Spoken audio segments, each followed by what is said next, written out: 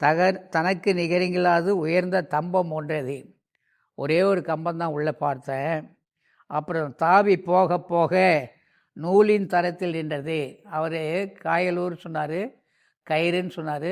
கயிறு நூல் எல்லாம் ஒன்று தானே. இங்கே இவர் எழுதுகிறார், தாவி போக போக நூலின் தரத்தில் நின்றது.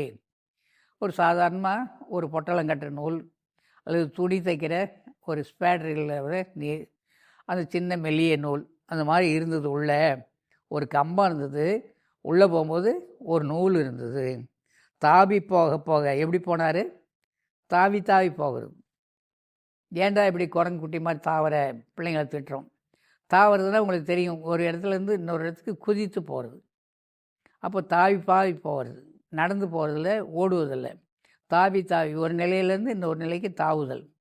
தாவி தாவி இதை குரங்கு பார்த்திங்கன்னா மரத்தில் ஒரு கிளையை விட்டுட்டு இன்னொரு கிளைக்கு தாவி தான் போகும். குரங்கு தாவுகிறது தான் சொல்லுவோம். தாவுதல்னால் ஒரு இடத்துலேருந்து இன்னொரு இடத்துக்கு குதித்து தாண்டுவது. அப்போது இங்கே உள்ள அவருக்குள்ள அனுபவம் தாவி தாவி போக நூலின் தரத்தில் நின்றது. அப்புறம் கணக்கத்தை ஏற்பட்டு அப்படியே நூலின் தரத்தில் நின்றதும் முதல்ல பெரிய ஸ்தம்பமாக இருந்தது. ரொம்ப அழகாக இருக்குது அந்த கம்பன் பார்த்துக்கிட்டே இருக்கார்.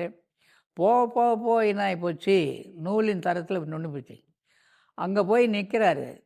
இதுக்கு மேலே என்ன வழி தெரியலையே.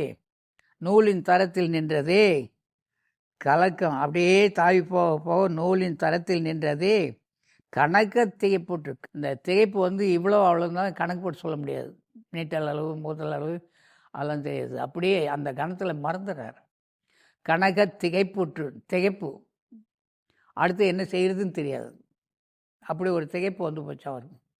கணக்க திகைப்புற்று அங்கே நானும் கலங்கி வருந்தவே. அந்த இடத்துல அவர் நானும் கலங்கி வருந்தவே கலங்குறார். அடுத்த ஸ்டெப்பு, அடுத்த படி, அடுத்த மேல்நிலை எதுவும் தெரியலையே. நூலின் தரத்துலேயே நின்று போச்சே. அருட்பெருஞ்சோதி ஆண்டவா, எனக்கு வழி இல்லையா அப்படின்னு அந்த இடத்துல நின்று கேட்குறாரு. அழகா சொல்கிறாரு, கலக்கம் நீக்கி தூக்கி வைத்தாய் நிலை பொருந்தவே. அந்த இடத்துல போயிட்டு அவர் கலக்கம் அடையும் போது, அச்சம் அடையும் போது, ஆண்டவரை எண்ணி வருந்துகின்ற போது, கலக்கம் நீக்கி தூக்கி வைத்தாய் நிலை பொருந்தவே.